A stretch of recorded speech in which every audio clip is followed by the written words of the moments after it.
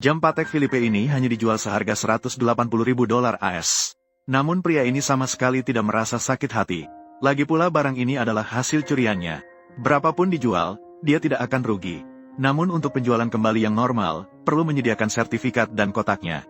Tentu saja Kubo tidak bisa mengeluarkannya. Dia hanya bisa berbohong bahwa itu adalah hadiah dari temannya. Pemilik toko segera menyadari bahwa jam ini adalah barang curian. Dia tidak banyak bicara. Dia hanya mendorong jam itu kembali sambil dia juga menyerahkan sebuah kartu nama. Barang curian jelas harus dijual di pasar gelap.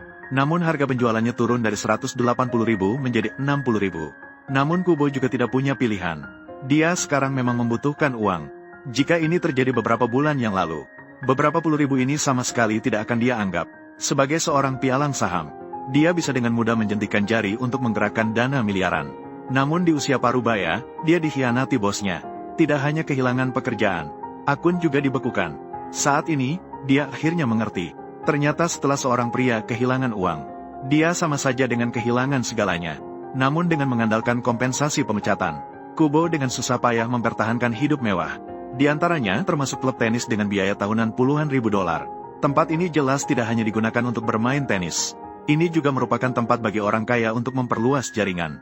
Makan siang akhir pekan di klub, kamu akan menemukan makanan yang lezat, teman baik, dan pesta konsumen yang tak terbatas. Namun sejak kebangkrutan, sikap Kubo terhadap barang-barang mewah ini berubah. Dia selalu memiliki dorongan untuk mencuri dan menjualnya. Tepat setelah berpisah dengan mantan istrinya dan berselingkuh dengan temannya Han Xuan, Kubo segera memulai rencananya. Dia mendengar bahwa putrinya akan mengikuti pertandingan voli besok, dan lawannya adalah putri dari keluarga kaya lainnya. Pertandingan ini berkaitan dengan siapa yang bisa mendapatkan beasiswa Universitas Princeton. Jadi nanti kedua orang tua akan hadir. Oleh karena itu, dia memiliki kesempatan untuk bertindak. Setelah dia tinggal cukup lama, dia seringkali menjadi lengah. Seperti hal kecil seperti lupa mengunci pintu. Kubo dengan mudah menyusup ke dalam rumah mewah. Dia dengan simbolis memanggil beberapa kali, "Ada orang di sini," untuk mencegah terjadinya hal-hal yang tidak diinginkan. Dia juga cukup mengenal pemilik rumah ini. Mereka pernah minum bersama di klub. Putri mereka juga sangat cantik. Ini pasti akan menjadi pertandingan yang luar biasa bagi putriku. Setelah berkeliling di dalam rumah, Kubo hanya menemukan beberapa perhiasan emas dan perak. Namun dia tidak terlalu akrab dengan barang-barang wanita. Tidak bisa memahami nilai. Terpaksa menaruh target pada jam tangan di dalam laci. Seharusnya akan ada pertandingan yang menarik dengan putrinya. Memiliki desain rantai perak dan besi.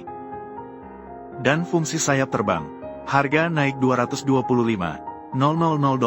Saya belum pernah melihat Brad mengenakan pakaian ini. Ini berarti dia kemungkinan besar tidak akan melewatkannya. Dia mungkin sudah lupa bahwa dia memilikinya. Kubo juga tidak serakah. Dia masih mengerti prinsip untung sedikit tapi berkelanjutan. Namun saat membuka kantor, dia secara tidak sengaja menemukan satu set soal ujian. Itu adalah yang digunakan untuk ujian masuk universitas.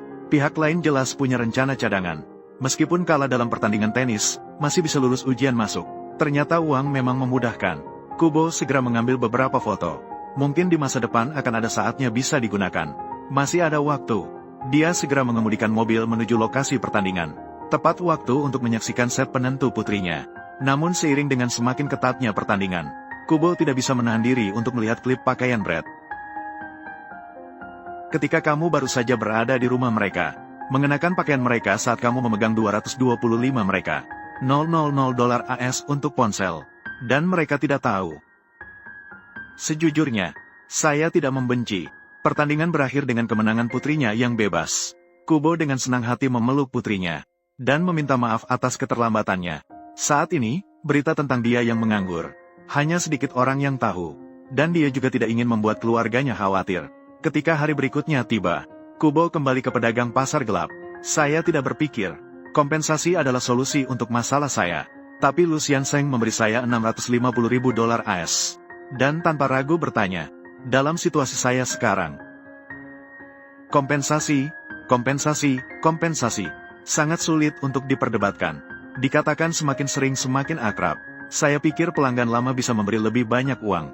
Namun setelah melihat jam tangan yang diberikan Kubo, Lu Jie dengan tegas menolak. Dalam pekerjaan ini, yang paling penting adalah keamanan.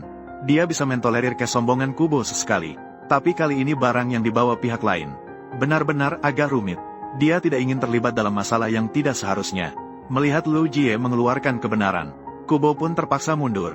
Namun saat dia bersiap untuk pergi, Lu Jie diam-diam menghubungi sebuah nomor. Ini adalah Lu Xiansheng. Saya sudah mengirimkan nomor kubo kepadamu. Berikan semua barang milik orang ini padaku.